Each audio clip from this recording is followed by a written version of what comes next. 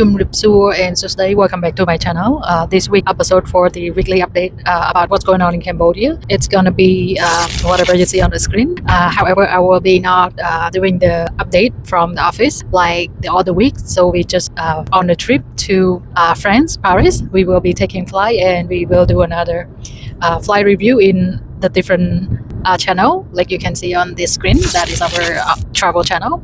Anyway, I will be doing the weekly update through the voiceover, so you guys will not miss the weekly update for today, Sunday. Anyway, let's get into it. Alright, so let's start with the first one is the US and Cambodia just officially signed the US Cambodia Air Transport Agreement, short form is ATA, and a memorandum of the consultation. So this one is like following the US open skies policy. This deal is to make it easier for US passenger and the cargo flight to use Cambodia airport. It's also helped to build a strong business relationship between the two countries. So it's really good for the business who are planning to work doing the business in Cambodia with these two government signed agreements. So it's more like a green light, and it's more like telling their own citizen or own investor in United States saying that Cambodia is safe to go, it's safe to invest now. So this is a very great news for Cambodia. Alright, so the second one is also still from the US Embassy in Phnom Penh.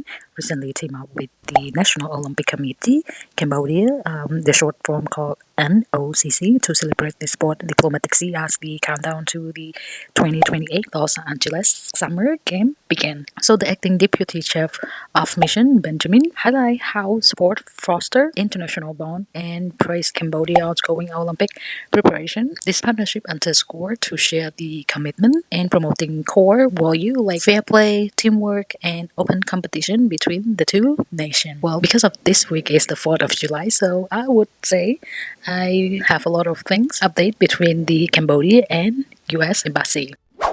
Right, so the third one is the Toyota is working closely with the Cambodian government, especially on the CDC, the Council of the Development of Cambodia, and the Ministry Industry to grow the country car industry together. They have like the new assembly line for the pickup truck, the Hilux Travo, at the factory in Phnom Penh. So this factory is now run almost entirely by the local Cambodian worker. The Toyota is also using the more part that made in Cambodia. I think it's around, not I think, it is around 20% of the part are now sources locally.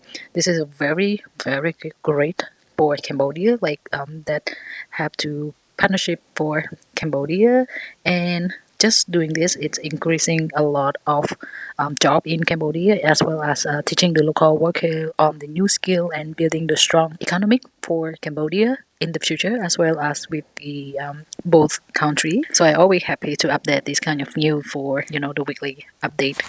Okay, so the next one is starting on the 1st of October 2026. Cambodia will ban all the price based on promotion on the beer, energy drink, and sugary beverages. Oh no! I mean, this is one of our favorite part when we are in Cambodia and open the beer that we just can't wait to see if we win $1 or one beer, two beer, something like that. But I guess this is for the best, to be honest, because a lot of people are trying to chase for the big prizes like motorbike or car, something like that, which is it's not really good for the local who have that goal to chase those prizes, which is sometimes like it's the dream that never come true. So following the Prime Minister Hun Manet for direct signed by the Minister of Economic and Finance, it means the company cannot do any offer prices through the can tap, bottle cap, or scratch card. And this is like the goal is to regulate the beverages industry better and ensure the fair business competition, and hope the local will not drink too much and just following the price like I mentioned earlier. So sad, but I'm happy to see this kind of action from the government as well. Okay, so for the next one is the Cambodia Laos Agricultural Corridor.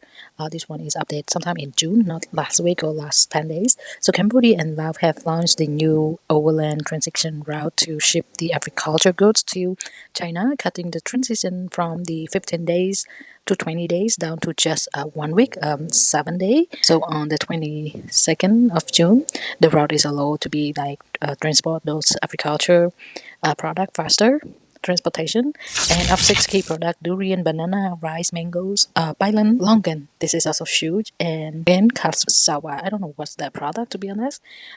Anyway, by moving goods by road through Laos instead of relying on the slower maritime channel, the two countries aim to significantly lower logistic costs and prevent the spoil stage for the perishable export. Well, this is a very good news as well. And as you may already know, maybe 3 or 4 previous ago, the World Bank also did approve for the fund to rebuild the road between Vietnam to Cambodia, and as well to improve this kind of investment for logistic transportation.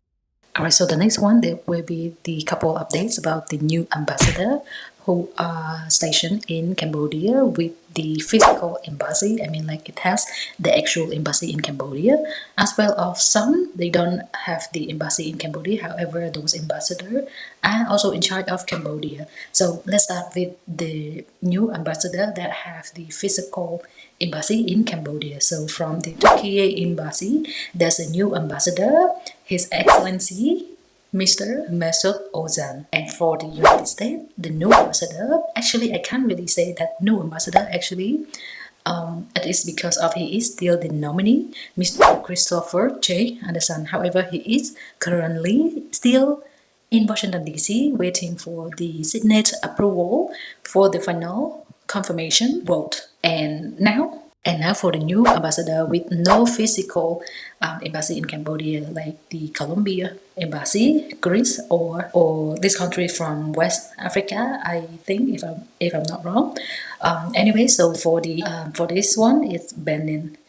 So let's start with the Colombia. Is Her Excellency Miss Alicia Alessandra Alvaro Castillo. And from Greece, for the Greece embassy, is Her Excellency Magadalini Nicholas. And like I said earlier, this country is from West Africa is His Excellency Mr. Frank E. W. Ajapa. God, I'm very terrible with names. So if you sound whatever I said, those ambassador name in a very terrible pronunciation, I apologize. Okay, so the next one is the Cambodia Airlines share code with the Turkish Airlines for the direct flight from Cambodia to Istanbul and then from Istanbul to Paris. This is very, very good. But however, I do my research like always before I release any episode. I did kind of like the homework or kind of like research to double check the information, and then I found out that the information shows up that they will be stopped by for 1 hour in, I'm not sure it's 1 hour, but in Bangkok. But the passenger doesn't need to get off from the airplane, so basically they just wait in the airplane to drop off and pick up more passenger along the way, and then they will be flying to Istanbul and then transit in Istanbul to Paris. Rather than that, this is a very good news for Cambodia as well, to have more access direct flight to the further destinations like Turkish, and soon hopefully will be in Europe or United States. So I will keep checking for this information with my friend and will be update you guys for the next week update for this one. Alright, so the last one of today, because of I am not at home, that's why I have no much time to do the update for you guys. However, I try my best to recap everything for the week that I found during, that I read during the week. So I keep you guys the update what's going on in Cambodia. So anyway, the last one is Happy of July, the 250 freedom. So one of the big events in Phnom Penh that how US Embassy is celebrating the 250 freedom. So they have like a really big event. I think it's around more than 1,000 people guests celebrating. So this one is, I think it's only invitation only. So that one is at Gopik City Hall. Also another one is on the 4th of July. By the time you're watching this, it's already over. However, I will update anyway. So they do at the Riverside Walking Street for the public. It's like Independence Day fare, and I assume American product, of course, and the exclusive flight performance by the US Air Force Band Pacific Brass, with many delicious food and beverage fair showcase an iconic American band. And yeah, like I said earlier, by the time you are watching this update, it's already over. And this is just the two main thing that I know. And they have like maybe 3 or 4 or 5 more that happening around Cambodia, which is I know briefly but not really sure the detail.